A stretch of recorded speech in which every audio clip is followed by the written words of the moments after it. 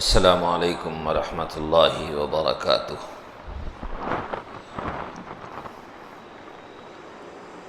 الحمد للہ رب العالمین والصلاة والسلام علی سید الانبیاء والمرسلین وعلی آلہ واصحابہ اجمعین ومن تبعہم بإحسان الی یوم الدین، اما بعد۔ فعن ابن عمر رضی اللہ عنہما ان رسول اللہ صلی اللہ علیہ وسلم قال: المسلم اخو المسلم لا يظلمه ولا يسلمه، من كان في حاجة أخيه كان الله في حاجته، ومن فرج عن مسلم كربة فرج الله عنه بها كربة من كرب يوم القيامة، ومن ستر مسلما ستره الله يوم القيامة، متفق عليه۔ وعن ابي هريرة رضي الله عنه قال قال رسول الله صلى الله عليه وسلم: لا تحاسدوا ولا تناجشوا ولا تباغضوا ولا تدابروا ولا يبع بعضكم على بيع بعض وكونوا عباد الله إخوانا، المسلم اخو المسلم لا يظلمه ولا يحقره ولا يخذله، التقوى ها هنا، ويشير إلى صدره 3 مرات إلى آخر الحدیث۔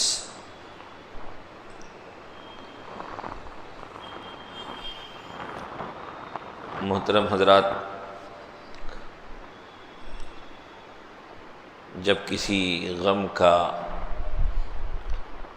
اور داستان غم کا تذکرہ ہو جائے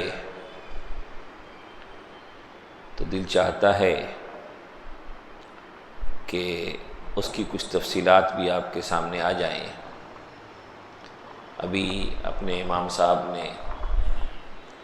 جو آپ سب کے سامنے نظم پڑھی ہے، اس میں حضرت عمر رضی اللہ تعالیٰ عنہ جو بیت المقدس میں تشریف لے گئے تھے اور فلسطین کو جو انہوں نے فتح کیا تھا، اس واقعے کی طرف بھی اشارہ موجود ہے۔ فلسطین یہ وہ سرزمین ہے جسے الارض المقدسہ کہا گیا ہے، مقدس سرزمین، اور اس سرزمین کو یہ امتیاز حاصل ہے کہ اسے عربوں نے آباد کیا ہے، گرچہ کہ تاریخ میں تحریف کر کے رد و بدل کر کے کچھ بھی دعوے کرتے رہے ہیں، لیکن جو تاریخ کی سچائی ہے وہ یہی ہے کہ اس کو آباد کرنے والے عرب ہیں۔ اسی لیے گاندھی جی نے ایک جگہ لکھا ہے کہ جس طرح انگلینڈ انگریزوں کا ہے اور دیگر ممالک مختلف لوگوں کے ہیں، اسی طریقے سے فلسطین عربوں کا ہے۔ یہ تو اس کو آباد کرنے کے اعتبار سے۔ رہی بات یہ کہ اس سرزمین کو اللہ کی کتاب میں مسلمانوں کا اللہ نے مقرر کیا ہے۔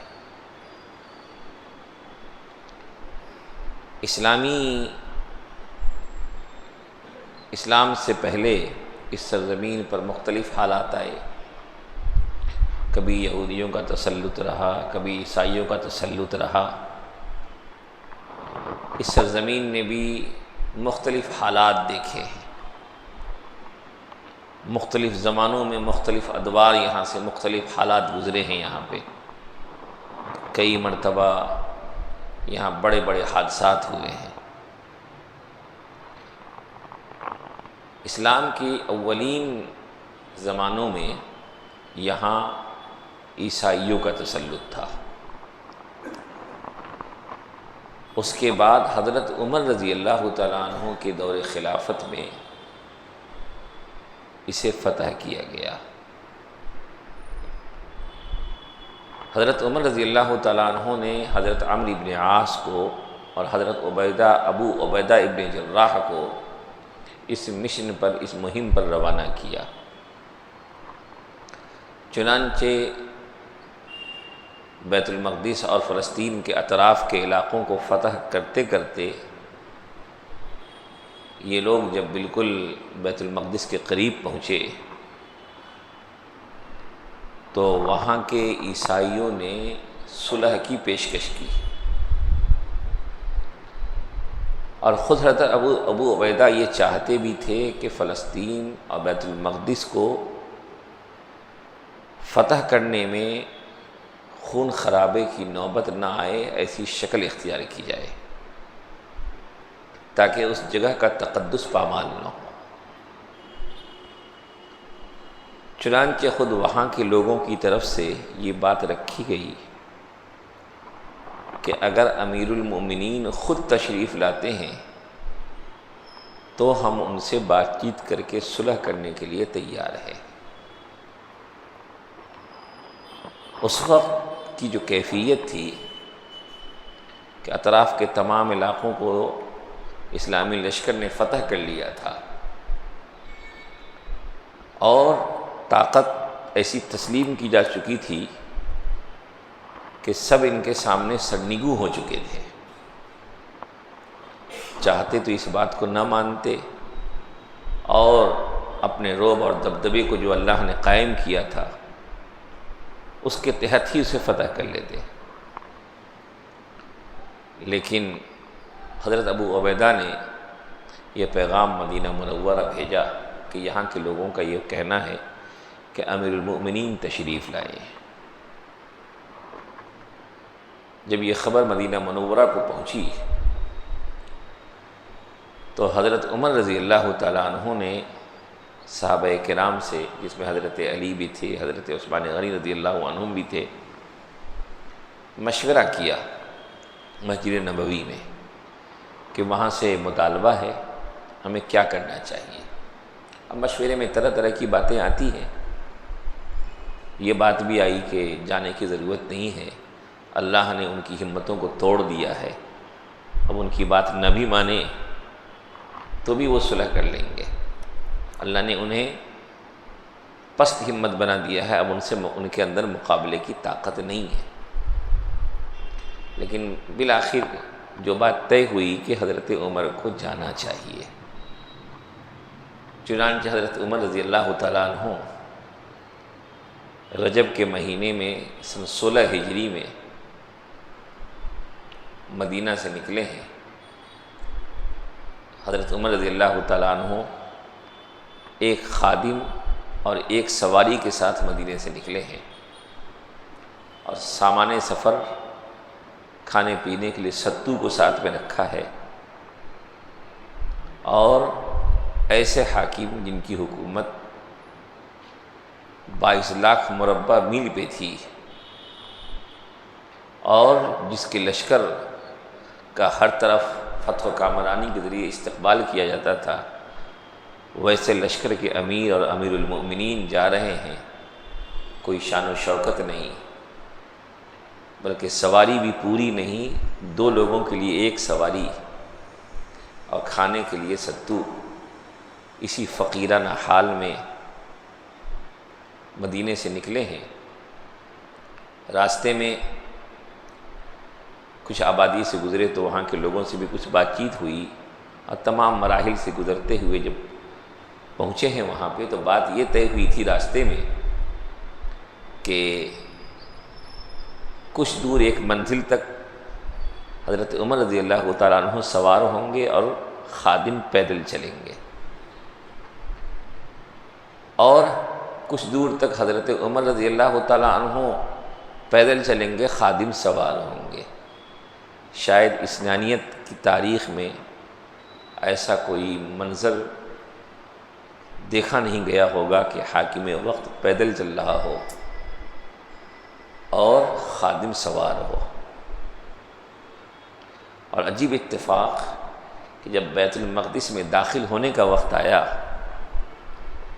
تو حضرت عمر رضی اللہ تعالیٰ عنہ کے اترنے کا وقت ہو رہا تھا، خادم کے سوار ہونے کا وقت ہو رہا تھا۔ تو خادم نے کہا کہ بس اب تو آخری منزل ہے، آپ ہی سوار رہیے۔ حضرت عمر رضی اللہ تعالیٰ عنہ نے اس پیشکش کو قبول نہیں کیا اور ان کی باری پر انہی کو سوار کیا، اور اس شان کے ساتھ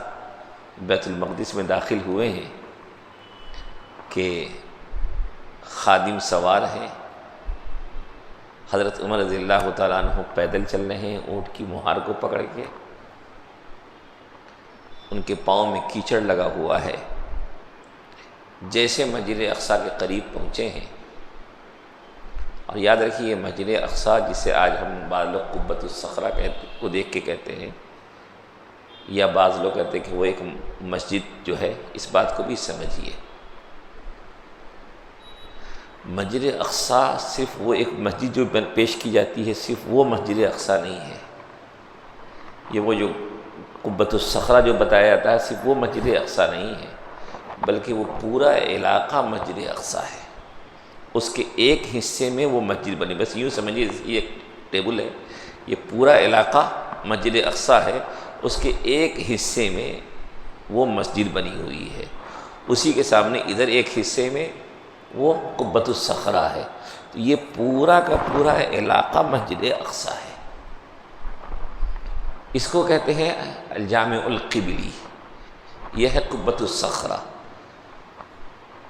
اور یہ پورا کا پورا علاقہ مسجد اقصیٰ ہے۔ تو مسجد اقصیٰ پر اس وقت عیسائیوں کا جو تسلط تھا، تو عیسائی پادری کو جیسے اطلاع ملی کہ حضرت عمر تشریف لائے ہیں، تو فوراً وہ چابی لے کر کے آیا اور آپ کو دیکھا، اور دیکھتے ہی چابی آپ کو پیش کر دیا، حوالے کر دیا، اور کہا کہ دو چیزیں تو میں نے دیکھ لی ہیں، ایک چیز دیکھنی باقی ہے، وہ یہ کہ میں نے پرانی کتابوں میں، پرانی آسمانی کتابوں میں یہ بات میں نے پڑھی ہے کہ اس چابی کے حقدار وہ ہیں جو اس بیت المقدس میں اس طرح داخل ہوں گے کہ ان کا غلام سوار ہوگا، وہ پیدل چل رہے ہوں گے، وہ علامت تو میں نے دیکھ لی، ان کے پاؤں میں کیچڑ لگے ہوں گے، وہ علامت بھی میں نے دیکھ لی، البتہ ایک علامت ابھی دیکھنی باقی ہے کہ ان کے کپڑے میں 17 پیوند ہوں گے، اور جب دیکھا ان کے کپڑوں کو دیکھا تو واقعی 17 پیوند لگے ہوئے تھے۔ ان علامتوں کو دیکھتے ہی اس نے مسجد اقصیٰ کو حوالے کر دیا۔ گویا کہ اللہ نے پچھلی کتابوں میں بھی یہ بات لکھ رکھی تھی، بتا رکھا تھا کہ اس کے حقدار کون ہیں، اس کے حقدار کون ہیں، اللہ نے یہ بات پچھلی کتابوں میں بھی لکھ رکھی ہے، اور خود رسول اللہ صلی اللہ علیہ وسلم کی امامت وہاں ہوئی، اور تمام انبیاء کی آپ نے امامت کی، یہ بھی اشارہ ہے کہ فلسطین اور اس مقدس سرزمین پر نگرانی مسلمانوں کو کرنی ہے، لیکن حالات آتے ہیں، درمیان میں بھی حالات آئے، اللہ نے صلاح الدین ایوبی کو پیدا کیا، اور پھر کچھ واقعات کے بعد بہرحال مسلمانوں کا قبضہ، اس مسلمانوں کا تسلط حاصل ہوا، مسلمانوں کو وہاں اللہ نے غلبہ عطا کیا۔ یہ آزمائش کے حالات آتے ہیں، ابھی بھی جو حالات ہیں یہ ختم ہو جائیں گے۔ احادیث کے مطالعے سے یہ بات معلوم ہوتی ہے، جس کا لب لباب یہی ہے کہ یہ تسلط، یہ قبضہ ظالمانہ غاصبانہ بہت دیر تک نہیں ہے، اس ظلم کو ختم ہونا ہے، اور غاصبانہ راج ختم ہونا ہے، کیونکہ احادیث کا مفہوم یہی بتاتا ہے، اور نبی اکرم صلی اللہ علیہ وسلم کی باتیں، بتائی ہوئی باتیں، اور خاص طور پہ آپ نے جو قیامت کی علامتیں بتائی ہیں، اور قیامت سے پہلے کے جو احوال بتائے ہیں، وہ تو حرف بحرف صحیح ہونے ہیں اور ہوئے ہیں، تو اس پس منظر میں بھی یہ پتہ چلتا ہے ان احادیث سے جو اس سے متعلق ہیں کہ یہاں سے غاصبانہ تسلط ختم ہونا ہے، اور خود نبی صلی اللہ علیہ وسلم نے فرمایا تو قاتلون الیہود کہ تمہاری یہود سے جنگ ہوگی. تو حالات وہ آئیں گے اور آ رہے ہیں، لیکن انشاءاللہ فتح و نصرت اللہ تعالیٰ کی مدد سے انشاءاللہ اہل اسلام کو نصیب ہوگا. اہل اسلام کی قسمت میں فتح و نصرت عطا کی جائے گی، اور انشاءاللہ مسجد اقصیٰ کی سجدہ ریزی مسلمانوں کو مکمل پرامن ماحول میں انشاءاللہ نصیب ہوگی. ہم سب کو اس موقع پر کچھ نہیں کر سکتے تو دعاؤں کا اہتمام ضرور کرنا چاہیے، کیونکہ جو منظر وہاں ہے، ذرا تصور کیجئے کہ وہ زندگی کس قدر درد و کرب سے ہوگی کہ جہاں جانے والے بہت سے جا چکے، پیارے ہو گئے اللہ کے، جو زندہ ہیں ان کی زندگی کی بھی کوئی ایک طمانینیت نہیں ہے کہ کب کس کے ساتھ کیا ہو جائے. ایک دل رکھنے والے انسان کے لیے وہ منظر ہی رلانے کے لیے کافی ہے کہ بچے اپنی شناخت کے لیے اپنا نام اپنے ہاتھوں پہ لکھ رہے ہیں. زندگی کی یہ بے یقینی اور معاشرے کا یہ کہ میں یہ بے چینی اور بے سکونی، یہ ہر دل دردمند رکھنے والے کے لیے تڑپانے کے لیے کافی ہے. لیکن جس کے دل میں دل ہی نہ ہو، جس کے دل سے اللہ نے رحمت کو نکال لیا ہو،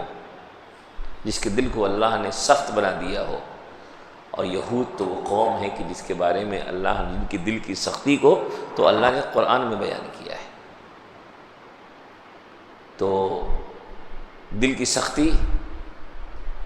تو ان کے اندر ہے، لیکن انشاءاللہ بلاؤں آزمائشوں کے بعد اللہ کی فتح ملتی ہے، اور ایسی بھی کوئی شام ہے جس کی سحر نہ ہو. یہ غم کا ماحول ہے، تکلیف دہ ماحول ہے، لیکن قربانیوں سے ہی کامیابیاں ملتی ہیں. اللہ تعالیٰ فلسطینی مسلمانوں کی مدد فرمائے اور ان کی کوششوں کو اللہ تعالیٰ قبول کر کے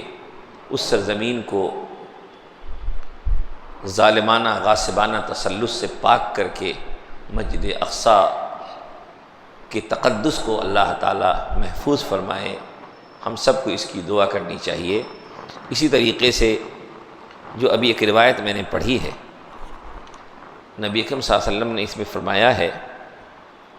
کہ المسلم اخو المسلم، مسلمان مسلمان کا بھائی ہے. بھائی ہونے کا مطلب یہ ہے کہ اس کا غم، اس کی خوشی، ہر چیز دوسرے سے جڑی ہوئی ہے. جیسا کہ ایک روایت میں ہے کہ ایک جسم کی طرح ہے، ایک جسم کی طرح ہے کہ جسم کے ایک حصے کو اگر کوئی تکلیف ہوتی ہے تو دوسرا حصہ بھی اس تکلیف کو محسوس کرتا ہے، اور دوسرے حصے میں بھی وہ درد و کرب اور بے چینی محسوس ہوتی ہے. تو نبی صلی اللہ علیہ وسلم نے مثال دے کے سمجھایا کہ ہر مسلمان کو دوسرے مسلمان سے یہ گہرا ایمانی ربط ہونا چاہیے کہ اس کے ساتھ آنے والے حالات کا دوسرے کو بھی احساس ہو رہا ہو. یہ ایمانی تقاضا ہے. فرمایا نبی صلی اللہ علیہ وسلم نے کہ لا یظلمہ ولا یسلمہ، کہ وہ خود بھی اس پر ظلم نہیں کرتا ہے اور اسے ظالم کے حوالے بھی نہیں کرتا ہے، یعنی اس پر ظلم ہوتے ہوئے دیکھ بھی نہیں سکتا ہے. خود بھی ظلم نہیں کرتا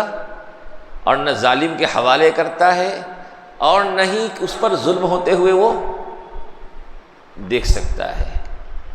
بلکہ اس کے اندر بے چینی ہوتی ہے، تڑپ ہوتی ہے. تو آج جو منظر آپ دیکھ رہے ہیں، ظلم کسی کے ساتھ بھی ہو، کسی بھی انسان کے ساتھ ظلم ہو تو ظلم تو بری چیز ہے. مسلمانوں کے ساتھ ظلم ہو وہ بھی غلط ہے. اور اسلام کا مزاج یہ ہے کہ اسلام صرف مسلمانوں ہی نہیں بلکہ کائنات کے کسی بھی عضو کسی بھی فرد کے ساتھ ظلم کو اسلام نے گوارا نہیں کیا، چاہے وہ مسلمان ہو، چاہے غیر مسلم ہو، چاہے انسان ہو، چاہے حیوان ہو۔ اسلام کا تو مزاج یہ ہے کہ وہ کسی کے ساتھ ادنا درجے کا ظلم برداشت نہیں کرتا ہے۔ اب مزید یہاں پہ کہا کہ ایک مسلمان کے ساتھ ظلم کا معاملہ ایک مسلمان کرے یا اس پر ظلم ہوتے ہوئے دیکھے، یہ تو ایمانی غیرت کے خلاف ہے۔ اب مسئلہ یہ ہے کہ ہر آدمی کی ذمہ داریاں الگ الگ ہیں۔ یہ جو کہا گیا کہ وہ ظالم کے حوالے نہیں کرتا یا اس پر ظلم ہوتے ہوئے نہیں دیکھتا، نبی صلی اللہ علیہ وسلم نے فرمایا من رأى منکم منکرا فلیغیرہ بیدہ، کہ تم میں کا کوئی شخص کسی برائی کو دیکھے تو پہلا مرحلہ اسے اپنے ہاتھ سے روک دے۔ فَإِن لَّمْ يَسْتَطِعْ فَبِلِسَانِهِ، ہاتھ سے نہیں روک سکتا تو زبان سے روکنے کی کوشش کرے۔ فَإِن لَّمْ يَسْتَطِعْ فَبِقَلْبِهِ، اور یہ بھی نہیں کر سکتا تو دل سے اس کو برا سمجھے۔ گویا کہ ہر انسان کی صلاحیت انسان کے مقام و مرتبے کے اعتبار سے منکر پر نکیر کا درجہ اور طریقہ الگ الگ ہے۔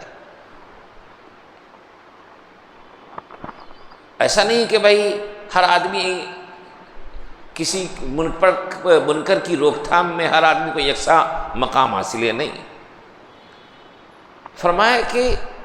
جس انسان کو اس برائی کو روکنے کی جیسی صلاحیت جیسی قوت حاصل ہو، وہ اپنے اعتبار سے اس برائی کو برا روکنے کی کوشش کرے، ہاتھ سے، زبان سے، یا کم سے کم دل سے برا سمجھے۔ جیسے مثال کے طور پر اس وقت دنیا کے اس حصے میں ظلم ہو رہا ہے، ظاہر سی بات ہے کہ اس ظلم کے حوالے سے ہر ایک کی صلاحیت یکساں نہیں ہے۔ جو حکمراں طبقہ ہے، جن کی باتوں میں، جن کے عمل میں، جن کے قلم میں وہ طاقت ہے، وہ اس ظلم کو روکنے کی اس طریقے سے کوشش کریں گے، اور جن کے اندر وہ طاقت نہیں، جیسے عامت المسلمین اور ادھر وہ لوگ جن کی وہاں رسائی نہیں، جن کی باتوں میں وہ طاقت نہیں، تو وہ کیا کر سکتے ہیں؟ وہ دل سے برا سمجھتے ہوئے مظلومین کے لیے دعا کرنے کے ساتھ ساتھ امن کے قیام کی دعا کریں گے۔ یعنی کہ ہر آدمی کے نکیر کا، برائی کے روکنے کا طریقہ الگ الگ ہے۔ تو نبی صلی اللہ علیہ وسلم نے فرمایا کہ وہ اس کو حوالے نہیں کرتا۔ تو اب ہم عام مسلمان کی ذمہ داری کیا ہے کہ جو آدمی اپنی زبان سے روک نہیں سکتا، ہاتھ سے روک نہیں سکتا، تو اس کو دل سے برا سمجھتے ہوئے باطل کو باطل اور حق کو حق سمجھتے ہوئے دعا کا اہتمام کرے۔ اور اسی میں یہ بھی ہے کہ اپنی ذات سے کوئی ایسا کام نہ کرے جس سے ظالم کی ظلم کی تائید ہوتی ہو، اپنی ذات سے کوئی ایسا کام بھی نہ کرے کہ جس سے ظالم کے ظلم کی تائید ہوتی ہو۔ یہ ایک حکم عام ہے، یہ ہر حال میں ہے۔ آپ کے پڑوس میں بھی کوئی ظلم کر رہا ہو، آپ کے شہر میں کوئی کسی پر ظلم کر رہا ہو، تو یہ حکم عام ہے کہ ہر آدمی کے روک تھام کا درجہ الگ الگ ہے۔ آپ جہاں پہ روک سکتے ہیں اس کو ہاتھ پکڑ کے روک دیجئے، نہیں روک سکتے زبان سے سمجھانے کی کوشش کیجئے، وہ بھی آپ کے بس میں نہیں ہے تو دل سے اس کو غلط سمجھنے کے ساتھ ساتھ کوئی ایسا کام نہ کیجیے جس سے ظالم کی تائید ہوتی ہو، ظالم کو سپورٹ ملتا ہو۔ کیوں؟ ظلم کا ساتھ دینا یہ بھی بری چیز ہے۔ نبی صلی اللہ علیہ وسلم نے فرمایا انصر اخاک ظالما کان او مظلوما، اپنے بھائی کی مدد کرو چاہے وہ ظالم ہو چاہے وہ مظلوم ہو۔ تو ایک صحابی نے پوچھا یا رسول اللہ مظلوم ہونے کی صورت میں تو مدد کرنے کی بات سمجھ میں آتی ہے، لیکن ظالم ہونے کی صورت میں مدد کی بات کیا ہے؟ فرمایا اس کو ظلم سے روک دو، یہ بھی اس کی مدد ہے۔ کیوں؟ وہ ظلم کرے گا تو اس کا پورا انجام اس کے ساتھ ہوگا۔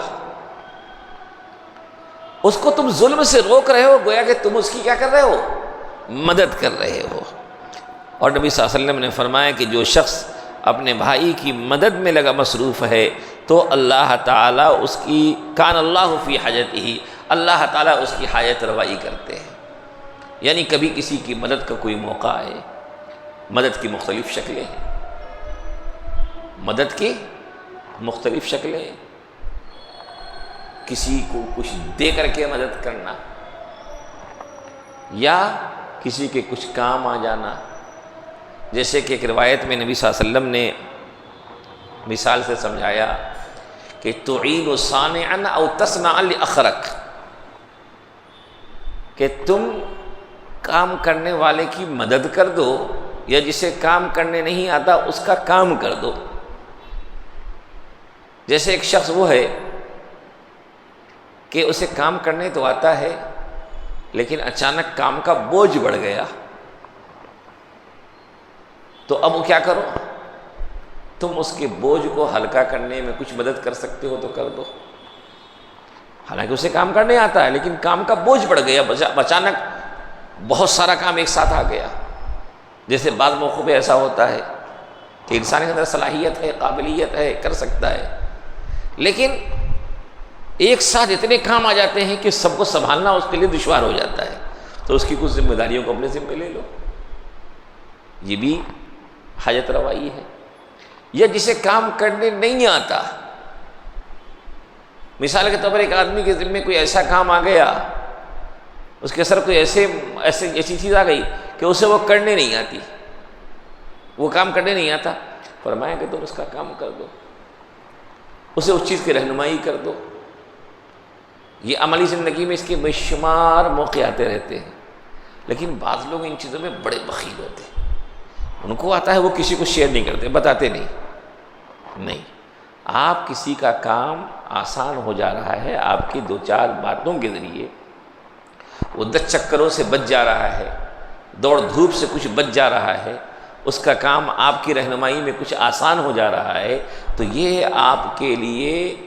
اس طرح مفید ہے کہ آپ اس کے کام آ رہے ہیں تو اللہ آپ کے کام آئے گا۔ اس سے بڑی بات کیا ہوگی کہ ہم انسان کے لیے کسی درجے مفید ثابت ہو گئے۔ اسی لیے اپنی ذات کو دوسروں کے لیے نفع بخش بنانا چاہیے، اور یہ ہر چیز میں ہے۔ مثال کے طور پر ایک آدمی ٹکٹ بنانے جا رہا ہے، اب لمبی لائن لگے گا، فلاں کرے گا، آپ کو کوئی آسان طریقہ معلوم ہے تو چلو بھائی کر دیا، وہ دوڑ دھوپ سے بچ گیا، اس کا آسانی سے ٹکٹ نکل گیا۔ یہ بھی دینداری ہے۔ مثال کے طور پر کوئی کام آن لائن آسانی سے ہوتا ہے، اس بیچارے کو معلوم نہیں ہے، آپ کو معلوم ہے، اب وہ بیچارہ آفسوں کی چکر کاٹ رہا ہے، آپ نے رہنمائی کر دی، اسے نہیں آ رہا ہے تو آپ نے کر دیا۔ یہ بھی تو حاجت روائی ہے۔ غرض ہے کہ اپنی ذات کو دوسروں کے لیے نفع بخش بنانا اور اپنی ذات سے دوسروں کو فائدہ پہنچانے کی کوشش کرنا، یہ در حقیقت اللہ سے اپنی حاجت روائی کو آسان بنانا ہے کہ ہم اس کے کام آ رہے ہیں، اللہ ہمارے مسائل کو حل کرتے رہیں گے۔ اور نبی صلی اللہ علیہ وسلم نے فرمایا من فرج عن مسلم کربۃ فرج اللہ عنہ بہا کربۃ من کرب یوم القیامہ، کہ جو کسی مسلمان کی کسی مصیبت کو دور کرتا ہے تو اللہ تعالیٰ قیامت کی پریشانیوں میں سے ایک پریشانی کو اس کے ذریعے دور کریں گے، اور جو کسی مسلمان کی ستر پوشی کرتا ہے اللہ تعالیٰ قیامت کے دن اس کی عیوب کی ستر پوشی کریں گے۔ اللہ اکبر۔ ہم میں سے کون آدمی ہے جس کے 10 طرح کے عیوب نہیں ہیں؟ اور وہ کیسا برا انجام ہوگا جب میدان محشر میں اولین و آخرین سب جمع ہیں اور وہاں ہمارے عیب کو لوگوں کے سامنے بیان کیا جائے، وہ کس قدر تکلیف دہ بات ہوگی۔ فرمایا کہ اگر آپ اپنی عیوب کی پردہ پوشی چاہتے ہیں اور چاہتے ہیں کہ میدان محشر میں اللہ تعالیٰ، دنیا میں بھی اللہ تعالیٰ آپ کے ساتھ پردہ پوشی کا معاملہ کرے اور آخرت میں بھی آپ کے ساتھ پردہ پوشی کا معاملہ کرے، تو دوسری کو عیوب کے پیچھے نہ پڑیے۔ اور اگر اتفاق سے کسی کی کوئی عیب کی بات معلوم ہو گئی تو آپ قسم کھا لیں کہ ہم اسے کسی کے سامنے بیان نہیں کریں گے، کیونکہ کسی کے عیب کو چھپانا کسی کی برائی کو چھپانا بھی اپنے لیے مفید ہے کہ اس کی وجہ سے ہماری برائیوں پر پردہ پڑ جائے گا۔ اور یہی روایت حضرت ابو ہریرہ رضی اللہ تعالیٰ عنہ سے مروی ہے، تو فرمایا، اس میں چند اصولی باتیں بتائی آپ نے کہ دیکھو آپس میں ایک دوسرے سے حسد نہ کرو، ایک دوسرے سے بغض نہ کرو، اور کوئی کسی کے پیچھے نہ پڑے عیب تلاش کرنے کے کہ عیب ڈھونڈنے رہیں، اس کی زندگی میں عیب نکل جائے تاکہ اس کو ہم اس کی وجہ سے تھوڑا سا لوگوں کے سامنے مجروح کریں گے، یہ کام مت کرو۔ اور فرمایا وَلَا تَنَاجَشُوا، اور تناجش نہ کرو۔ تناجش کی الگ الگ تشریح کی گئی ہے۔ ایک تشریح تو یہ ہے کہ جان بوجھ کر کسی چیز کی قیمت کو بڑھانا، جیسے مثال کے طور پر کہیں پر کچھ بولی لگتی ہے تو بولی لگوانے والے کچھ اپنے لوگوں کو بھی سکتے ساتھ میں، اس زبردستی قیمت کو بڑھانے کے لیے قیمت بڑھا کے بولتے رہتے ہیں تاکہ وہ چیز زیادہ سے زیادہ مہنگی قیمت پہ بک جائے، تو یہ بھی تناجش ہے۔ اور ایک شکل یہ ہے کہ دیہات کے لوگ شہر میں مال براہ راست لے کر کے آئیں تو مال لوگوں کو مارکیٹ میں صحیح ریٹ پہ مل جائے گا، اور ایک یہ ہے کہ بعض لوگ جا کر کے وہاں جا کے سستا ملتا ہے، پورا اسٹاک وہاں سے یہ کر لیں اور پھر وہاں لا کے مہنگا بیچیں، اس سے لوگوں کو تکلیف ہوگی۔ تو چیزوں کی قیمت کو بلا وجہ بڑھانا جس سے لوگوں کو پریشانی پیدا ہو اور عام ضرورت کی چیزوں میں مشکلات پیدا ہوں، جیسا کہ بعض مرتبہ لوگ ایسا کرتے ہیں، بعض مرتبہ اسٹور میں مال کو زبردستی روک کے رکھتے ہیں تاکہ مارکیٹ میں اس کی قیمت خوب بڑھ جائے تب نکالیں گے، جسے عربی زبان میں احتکار کہتے ہیں۔ نبی صلی اللہ علیہ وسلم نے فرمایا المحتکر ملعون، کہ احتکار کرنے والا، چیزوں کی قیمت بڑھانے کی خاطر مال کو روک کے رکھنے والا، یہ ملعون ہے۔ تو اس سے منع فرمایا، تناجش سے منع فرمایا، اور فرمایا ولا یبیع بعضکم علی بیع بعض، کہ ایک کے معاملے پر دوسرا کوئی معاملہ نہ کرو۔ مثال کے طور پر ایک آدمی ایک چیز کی بات چیت کر رہا ہے، آپ کو یا کسی کو معلوم ہو گیا کہ بھائی یہ تو بہت مفید کا سودا ہے، وہ ہم سے لے لیں، بیچ میں پڑھ کر کے اس چیز کو، اس کے معاملے کو، اس کے ڈیل کو ڈیمیج کر کے آپ ڈیل کر لے رہے ہیں، یہ غلط ہے، اسلام میں ممنوع ہے۔ کہا کہ چاہے کتنا بڑا نفع بخش سودا کیوں نہ ہو، اگر ایک کی ڈیل چل رہی ہے تو جب تک وہ کسی ایک مرحلے پہ نہ پہنچ جائے آپ کے لیے اس میں مداخلت کرنا جائز نہیں ہے۔ اگر وہ لے لیتا ہے بڑی اچھی بات، نہیں لیا تو اب آپ ڈیل کر سکتے ہیں، معاملہ کر سکتے ہیں، خرید و فروخت کی پیشکش کر سکتے ہیں، لیکن جب تک کسی دو لوگوں کا معاملہ چل رہا ہے، دو پارٹی کی بات چیت چل رہی ہے، اس کو ڈیمیج کر کے اپنے آپ اس معاملے کو میں خود اپنے آپ کو اس کا مستحق بنا لینا، یہ اس کی اجازت نہیں ہے۔ اور یہی معاملہ نکاح اور وغیرہ کے معاملے میں ہے کہ فرمایا کہ کوئی کسی کے نکاح پر نکاح کا پیغام نہ دے، یعنی ایک نے نکاح کا پیغام دے رکھا ہے، ابھی بات چیت چل رہی ہے، تو اب دوسرا اگر کوئی اس رشتے کو پسند کر رہا ہے اور اس کو معلوم ہے کہ فلاں جگہ فلاں کی بات چل رہی ہے، تو رشتے کی پیشکش نہیں کرنی چاہیے، بلکہ انتظار کرے۔ اگر وہ رشتہ ہو جاتا ہے بڑی اچھی بات، نہیں ہوتا ہے تو اب جا کے پیشکش کر سکتے ہیں۔ ہاں اگر معلوم نہیں ہے تو الگ بات ہے، لیکن اگر معلوم ہے تو پھر ایک رشتے کی بات کو کاٹ کر کے دوسرے کے رشتے کی بات کرنا یہ درست نہیں ہے۔ اور نبی صلی اللہ علیہ وسلم نے فرمایا وَكُونُوا عِبَادَ اللَّهِ إِخْوَانًا، اللہ کے بندو آپس میں بھائی بھائی بن کے رہو، اللہ کے بندو آپس میں بھائی بھائی بن کے رہو۔ اور اس کی خاطر یہ ہے کہ کوئی کسی پر لا یظلمہ، کہ ایک مسلمان پر ایک بھائی پر ظلم نہیں کرتا، اس کی تحقیر نہیں کرتا، اس سے رسوا نہیں کرتا، اور ان چیزوں سے ہر مسلمان کو ایک دوسرے کے معاملے میں بچنا چاہیے۔ بہرحال ہم سب کو اس بات کا خیال رکھنا چاہیے کہ دوسروں کے ساتھ جو ہمارے معاملات ہیں وہ معاملات کیسے ہیں اس کی بھی نگرانی کی جا رہی ہے۔ اور قیامت کے دن اس کے بارے میں بھی ہم سے پوچھ ہوگی۔ اگر ہم انسانوں کے معاملے میں اچھے نہیں ہیں تو یہ خود ہمارے لیے نقصان دہ ہے، اور انسانوں کے لیے نفع بخش ہے تو یہ چیز ہمارے لیے مفید ہے۔ اس لیے اپنے آپ کو مفید بنانے کی کوشش کرنی چاہیے، اور اپنی ذات سے، اپنی زبان سے، اپنے اعمال سے، اپنی حرکات و سکنات سے کسی کو کوئی تکلیف نہیں پہنچانی چاہیے۔ اللہ تعالی ہم سب کو اس کی توفیق نصیب فرمائے۔ وآخر دعوانا الحمدللہ رب العالمین۔